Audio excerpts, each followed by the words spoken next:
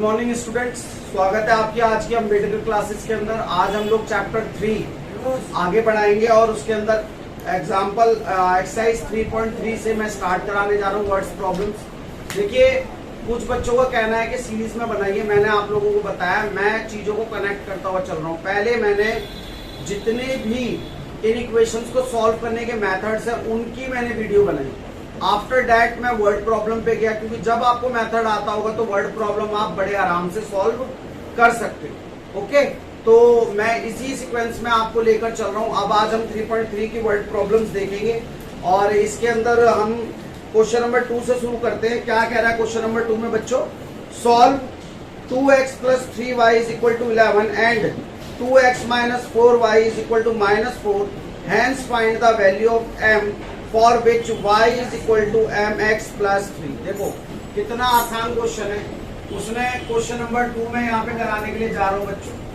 उसने दो इक्वेशन दी, बोला 2x + 3y = 11 एक इक्वेशन है, और 2x - 4y = -24 एक दूसरी इक्वेशन है, एंड y = mx + 3। हमें यहाँ पर m की वैल्यू फाइंड आउट करनी है। किसकी वैल्यू फाइंड आउट करनी है? m की वैल्यू फाइंड आउट करनी है। ये दो इक्वेशन मुझे दी हुई है, मैं क्रॉस चेक कर लेता हूँ इक्वेशन गलत तो नहीं है। 2x + 3y = 11 and 2x - 4y = -24। अब ये जो हमारी इक्वेशन है, इसको अगर हम सॉल्व करने के लिए जाएं तो देखो, मैं आपको बोलता हूँ, आप जब भी आपका मन हो तो एलिमिनेशन मेथड को प्रेफर किया कीजिए। तो स्टूडेंट्स, जब हम इसको सॉल्व करने के लिए जाएंगे तो हम क्या पाते हैं? 2x यानी कि x का कोएफिशिएंट तो ऑलरेडी बराबर है। और मैं आपको ज्यादातर बोलता हूँ, जब भी इक्वेशंस को सॉल्व करना हो तो elimination method is the best method. गलती होने के चांसेस कम रहते हैं। सब्स्टिट्यूशन भी अच्छा है, बट मेरा फेवरेट एलिमिनेशन है, तो मैं उसी को फॉलो करूंगा। तो आप देखोगे ऑलरेडी कोएफिशिएंट्स बराबर हैं, तो मैं सीधा इनको एक दूसरे के ऊपर रखकर क्या करने के लिए जाऊंगा बच्चों? सब्ट्रैक्ट करने के लिए। क्या? क्योंकि मल्टीप्लाई करने की तो कोई जरूरत पड़ नहीं रही है यहाँ पर। अब मैं साइन चेंज करूंगा तो ये माइनस, ये प्लस, ओल्ड वाले को देखना नहीं है, माइनस प्लस। तो देखो 2x से 2x कैंसिल आउट हो गया। 4 और 3 कितना होता है? How much? 7y। और 11 और 24 को जोड़ो, 4 और 1 5 और 3 यानी कि 35।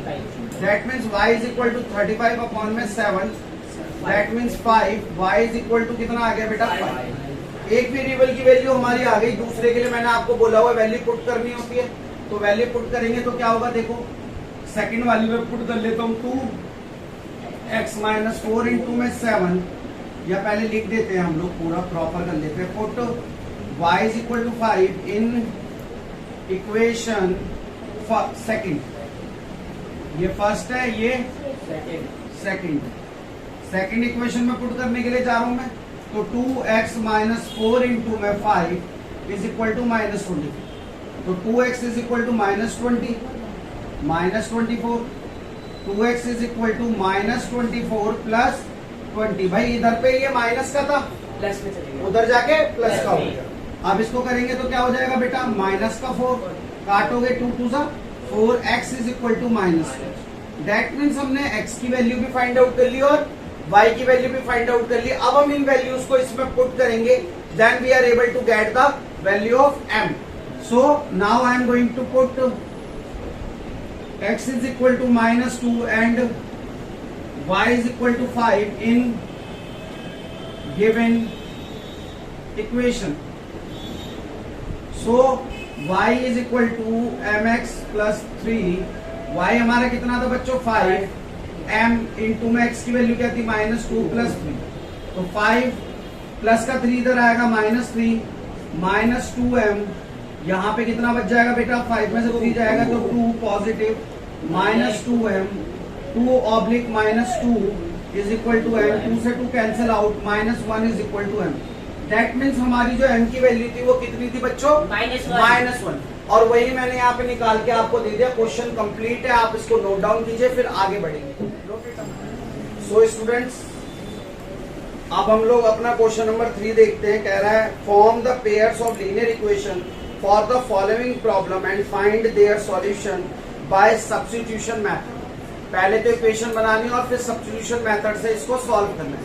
चलिए तो हम करते, कह रहे थे difference between two number is 26 and one number is 3 time the other number. देखो बच्चों, ऐसे जब क्वेश्चंस आते हैं, जब आपको दो नंबर्स का सम बोले या आपको सप्लीमेंट्री बोल दे, कॉम्प्लीमेंट्री बोल दे, तो उसमें हमेशा दो चीजें होती हैं, एक बड़ा और एक छोटा। तो ये जो आपकी वर्ड प्रॉब्लम्स हैं, इसके अंदर आपको सप्लीमेंट्री कॉम्प्लीमेंट्री भी पता होना चाहिए। मैं आपको पहले बता देता हूं, आपको पता होगा सप्लीमेंट्री आपका 180 होता है और complementary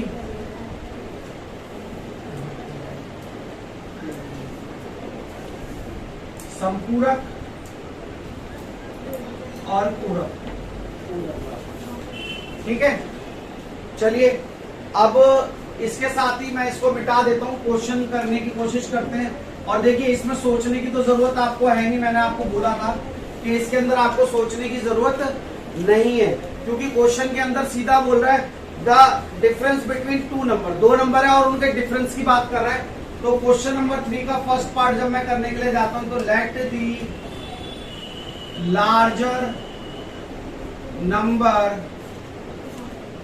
B X and let the smaller number be Y.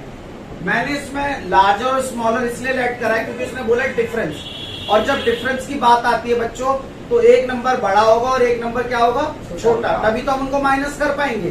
तो हम क्या, उसने क्या बोला बेटा, अकॉर्डिंग टू क्वेश्चन अगर हम जाते हैं तो क्या कह रहा है वो ये कह रहा है कि भाई इन दोनों का डिफरेंस, यानी कि बड़े में से छोटे को घटाओ तो कितना आना चाहिए बेटा, 26।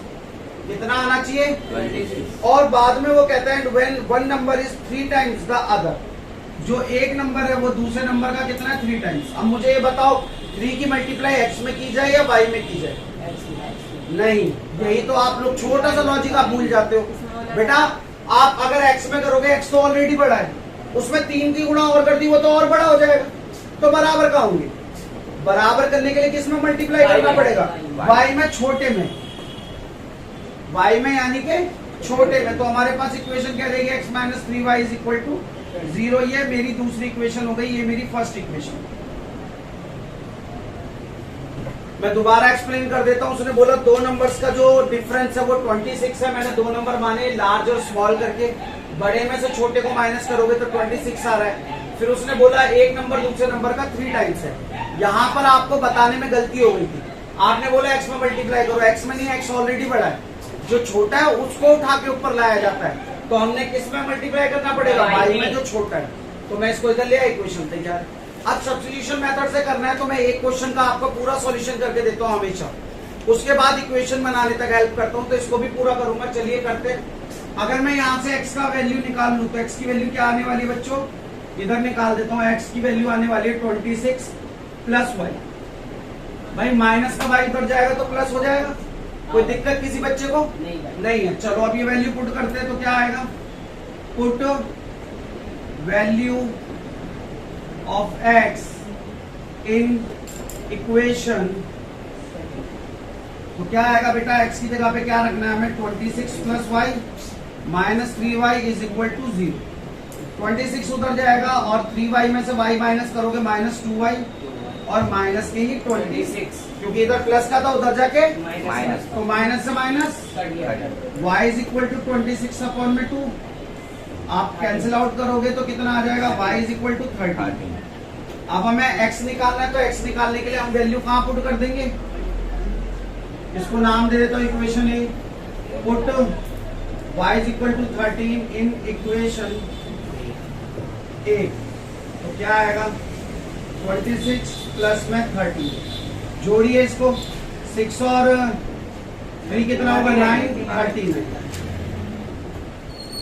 अब आप पता है इन सवालों की एक अच्छी बात क्या, आप जो कंडीशंस उसने दी थी उसके अनुसार अपना आंसर चेक भी कर सकते हो।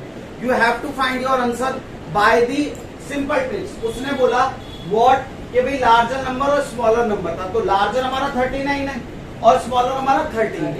देन उसने बोला उन दोनों का डिफरेंस, उन दोनों का डिफरेंस, यानी कि 39 में से जब 13 घटाओगे तो कितना बचता है बेटा, देखना पहली कंडीशन सेटिस्फाइड हो रही है हमारी। दूसरी कंडीशन उसने बोली कि अगर मुझे 39 और 13 को बराबर करना है तो मुझे इसमें 3 का मल्टीप्लाई करना पड़ेगा, और आप देखो 13 3 से 39 भी होता है, बोलो। हाँ भाई। तो मेरी दोनों कंडीशन सेटिस्फाइड हो रही है, यानी कि मैंने विदाउट क्वेश्चन को आंसर को पीछे चेक किए बिना, एनसीईआरटी के पीछे चेक किए बिना मैंने खुद क्रॉस एग्जामिन कर लिया। दैट मींस मेरे ये आंसर दोनों ठीक है। और जब सीबीएसई बोर्ड के एग्जाम में आप इस तरीके से अपने आंसर्स को चेक करेंगे तो आपका वहां एग्जामिनेशन हॉल में कॉन्फिडेंस लेवल बिल्डअप होगा और उससे आपको हेल्प मिलेगी। ठीक है, तो इस क्वेश्चन को नोटेड कीजिए, नोटेड डाउन प्लीज। उसके बाद नेक्स्ट पे चलते हैं। सेकंड पार्ट क्या कह रहा था, larger of to supplementary angle exit the smaller by 18 degree. देखो सप्लीमेंट्री आ गया, मैंने अभी आपको बोला था सप्लीमेंट्री में हम 2 भी ले सकते हैं, 3 भी ले सकते हैं, है ना, कितने भी एंगल हो सकते हैं। बट हमारे पास यहाँ पे 2 वाला केस है। कितना? 2 वाला तो हम वही लेंगे, let be larger angle be X degree and let the smaller angle be Y degree. अब एक बात बताओ, सेकंड थर्ड का सेकंड पार्ट है, आप इसको देखो। अगर आप इसके अंदर क्वेश्चन को पढ़ने जाओगे तो उसने हमें ये बोला है कि जो बड़ा एंगल है वो छोटे से एग्जिट करता है। एग्जिट्स का मतलब होता है ज्यादा। कितना ज्यादा है? 18 ज्यादा है। That means according to question अगर मैं जाता हूँ तो उसका मतलब है x में से अगर मैं y माइनस करूँ तो कितना आना चाहिए? 18 आना चाहिए। कितना आना चाहिए? पहली इक्वेशन बन गई। लेकिन दूसरी इक्वेशन के लिए उसने कुछ बोला ही नहीं है, कोई कंडीशन नहीं दी। ऐसा इसलिए बच्चे क्योंकि उसने एक वर्ड यहाँ पे यूज करा है, क्या? सप्लीमेंट्री। क्या वर्ड यूज करा है? सप्लीमेंट्री का मतलब हो गया x और y को मैं जोड़ूंगा तो कितना आएगा? 180 आएगा। ये अंडरस्टूड वाली बात होनी चाहिए। ये क्या होनी चाहिए बेटा? ये वो क्वेश्चन में आपको बोल नहीं रहा, आपको खुद से अपने से समझ के इस चीज को करना है कि भाई x और y दोनों जोड़ने पर कितने होंगे? 180। 2 इक्वेशंस बन चुकी है और इसको आपको घर से सॉल्व करना है फॉर प्रैक्टिस। आपको खुद से सब्स्टिट्यूशन मेथड लगाना है और इसको सॉल्व करना है और घर से करके लाना है। क्वेश्चन नंबर 3 देख लीजिए, इसी का थर्ड पार्ट। और इस क्वेश्चन को जब मैं रीड करूंगा आप बोलोगे सर ये कहीं तो सुना हुआ है, कहीं तो करा हुआ है। ये क्वेश्चन एक्चुअली 3.1 में आया हुआ है ऑलरेडी और वही क्वेश्चन उसने रिपीट करा है। देखो बस डिजिट चेंज कर दिए, थोड़ा सा देखते हैं। The coach of a cricket team buy 7 bats and 6 ball. याद कीजिए 3.1 में भी बैट एंड बॉल खरीदे थे उसने और यहाँ पर फिर वही क्वेश्चन है। उसने बोला 7 bat and 6 ball for 38,000 and 3,800 later she buy 3 bat and 5 balls for 1,750. Find the cost of each bat and each ball. मैंने आपको बताया था इसमें एक बैट और एक बॉल की कीमत आप लोग लेट करोगे, आपकी इक्वेशन बनेगी। Then you have to solve it. Okay, by which method? Substitution method. Okay, तो इस चीज को, इसका सेकंड क्वेश्चन मैंने आपको इक्वेशन तक करा दी, इसको पूरा सॉल्व करना। और थर्ड क्वेश्चन आप लोगों को ऑलरेडी मैं करा चुका हूं, तो आप इसको प्रैक्टिस सेशन में प्रैक्टिस में लेंगे और प्रैक्टिस करेंगे घर पर, खुद सॉल्व करेंगे। ठीक है, अब पहले इसको नोट डाउन कीजिए, फिर मैं नेक्स्ट क्वेश्चन। रेगुलर लाइफ से जुड़ा हुआ है। आप सभी ने ऑटो टैक्सी में तो ट्रैवल करा होगा। जब आप ऑटो या टैक्सी में बैठते हैं, you are going to hire it, जब आप उसको हायर करने के लिए जाते हैं तो क्या होता है, जैसे आप मीटर ऑन करवाते हो तो मीटर पे एक अमाउंट आता है 25 रुपीज। अब आप उस ऑटो में ट्रैवल करिए या मत करिए, आपने हायर करने के 25 रुपीज आपको उसको पे करने पड़ेंगे। और इस 25 रुपीज को हम अपनी बुक की लैंग्वेज में बोलते हैं फिक्स प्राइस। क्या बोलते हैं? Fix price. उसके बाद हर किलोमीटर का पैसा आपका जुड़ता हुआ चला जाएगा। अगर आपने कभी सुना हो मम्मी पापा कहीं जाने के लिए टैक्सी बुक करते हैं तो बोलता है मैं 11 रुपीज पर किलोमीटर लूंगा, 10 रुपीज पर किलोमीटर लूंगा, यानी कि उसके बाद हर किलोमीटर का पैसा उसमें जुड़ता चला जाता है।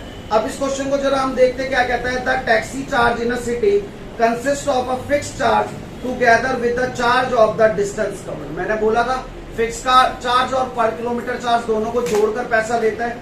For a distance 10 kilometre the charge paid is ₹105 and for a journey of 15 kilometre the charge paid is 155. What is the fixed charge and the charge per kilometer? How much does a person have to pay travel a distance of 25 kilometre? पहले तो equation बनानी है और उसको solve करने के बाद आपको फिक्स चार्ज और पर किलोमीटर का चार्ज फाइंड आउट करना है। और उसके बाद ये भी बताना है कि अगर वो 25 किलोमीटर के लिए उसको हायर करे तो उसको कितना पे करना पड़ेगा। तो देखो बेटा, पहले तो हम इसमें देख लेते हैं कौन सा है, ये फोर्थ है। D let fixed charge be x rupees and let per kilometre charge be y. ठीक है, ये हमने लेट कर लिया। अब देखो जो पहली कंडीशन है उसमें कह रहा है अकॉर्डिंग टू क्वेश्चन हम लोग चलेंगे। तो पहले में कह रहा है भाई वो ऑटो में बैठा तो 100 रुपए तो देगा ही देगा, ये तो फिक्स है। प्लस वो कितने किलोमीटर गया है, 10 kilometre, that means plus 10y and all this equal किसके होने वाला है, ये 105। पहली इक्वेशन तैयार। दूसरी कंडीशन में वो क्या कह रहा है, दूसरी कंडीशन में वो कह रहा है बच्चों कि मैं अब 15 किलोमीटर के लिए ट्रैवल कर रहा हूं। कितना, 15 किलोमीटर। और फिक्स प्राइस तो देगा ही देगा भाई जब ऑटो हायर करेगा। और 1 किलोमीटर के 22 रुपीज है तो 15 के कितने हो जाएंगे, 15 बाई, और टोटल कितना पैसा पे करेगा, 155। दूसरी इक्वेशन तैयार। अब अगर मैं इसको सॉल्व करना चाहता हूं, ध्यान दीजिए इधर पर सभी बच्चे, जब हम इसको सॉल्व करने के लिए जाएंगे तो क्या होगा बेटा, देखो x का कोफिशिएंट तो ऑलरेडी इक्वल है, हमें सिर्फ साइन चेंज करने हैं। तो माइनस माइनस माइनस, अब इसको अगर आप कैंसिल आउट कर देते तो ये कितना बचने वाला है, 5y। अगर कैसे, माइनस, और यहां माइनस करोगे तो क्या होगा, 5 में से 5 0 5, और ये भी माइनस। y बराबर कितना हो जाएगा बेटा, y यानी कि हर किलोमीटर के वो कितने पैसे लेता है बेटा, 10 रुपीज। अब मुझे पता करना है फिक्स प्राइस, तो मैं या तो इस इक्वेशन में पुट कर दूं, या चलो तो मैं पहली वाली में पुट कर लेता हूं भाई। x प्लस में 10 इंटू में 10 is equal to 105, x is equal to 100 is equal to 105 and x is equal to 105 minus 100 and x is equal to 5, यानी कि फिक्स प्राइस वो कितना लेता है, 5 रुपए लेता है। अब उसने हमसे फर्दर पूछा है कि प्राइस फॉर 25 किलोमीटर, 25 किलोमीटर का प्राइस बताना है उसको।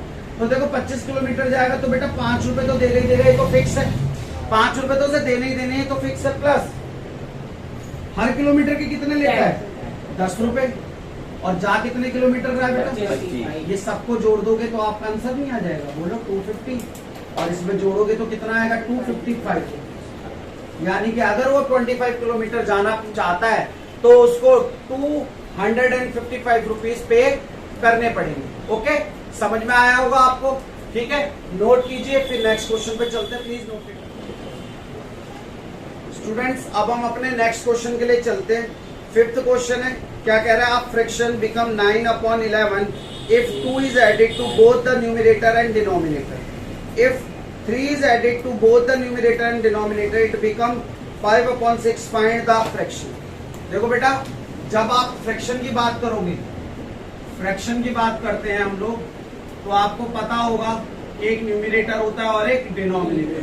न्यूमरेटर को हिंदी में बोलते हैं अंश और इसको बोलते हैं हर।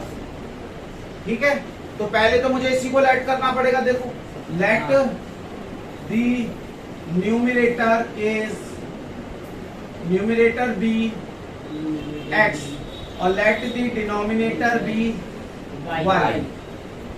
तो हमारा फ्रैक्शन क्या होगा, x/y। इतनी बात आपको समझ में आ गई, हमने अपना फ्रैक्शन बना लिया। अब वो ये कह रहा है अगर ये जो मेरा फ्रैक्शन है अकॉर्डिंग टू क्वेश्चन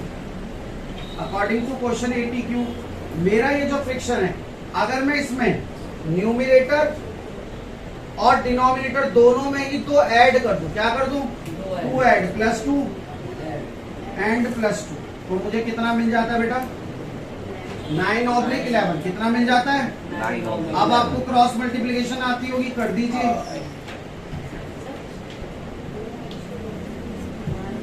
अंदर मल्टीप्लाई करेंगे कितना आएगा, 11x 22 9y 9 2 18 11x - 9y 18 - 22 भाई ये जब उधर गया 9y तो प्लस का तो उधर जाके नेगेटिव हो गया और 22 इधर प्लस का तो उधर जाके, अगर आप माइनस करोगे 22 में से 18 तो हाउ मच भी गया 12 में से जाएगा तो 4, और वो भी कैसे साइन वाला माइनस। तो हमारा पहली इक्वेशन तो हमारी तैयार हो गई, that is our first equation. Now we are going for the second. तो वो क्या कंडीशन दे रहा है, 3 is added to both numerator and denominator. कितना ऐड करना है आपकी बात, न्यूमरेटर और डिनोमिनेटर में 3 ऐड करेंगे तो हमें कितना मिल जाएगा बच्चों, 5।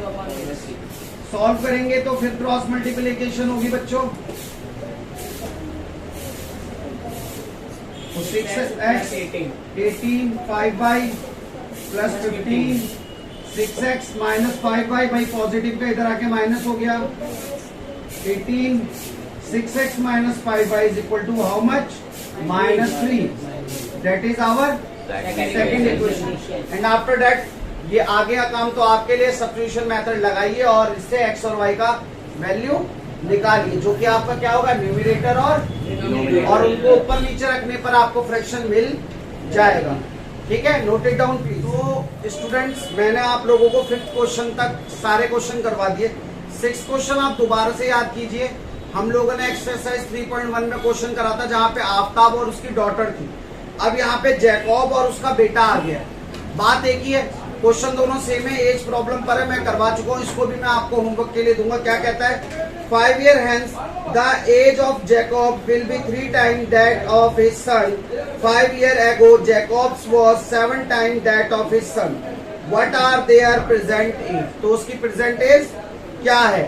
देखिए यहाँ पे hence और 5 years ago आया। ago तो आपको पता है पहले, hence का मतलब होता है बाद में। hence का क्या मतलब होगा, देखो इन टर्म्स को आप पकड़ के चलोगे तो आपके लिए बहुत अच्छा है। hence का मतलब है बाद और ago का मतलब है पहले। ठीक है, मैंने क्वेश्चन कराया हुआ है, आप लोग हमारी पुरानी वीडियो को देखिए, वहां से आपको हिंट मिल जाएगा और फिर इसको सॉल्व कीजिए। अगर नहीं होगा तो हम आपको आगे भी इसको डाउट सेशन में करवा देंगे, कोई ऐसा इश्यू नहीं है। ठीक है, तब तक के लिए पढ़ते रहिए, अपना ध्यान रखिए, हेल्दी रहिए, सुरक्षित रहिए। जय हिंद, जय भारत। और हाँ, लाइक सब्सक्राइब करना बिल्कुल ना भूलें।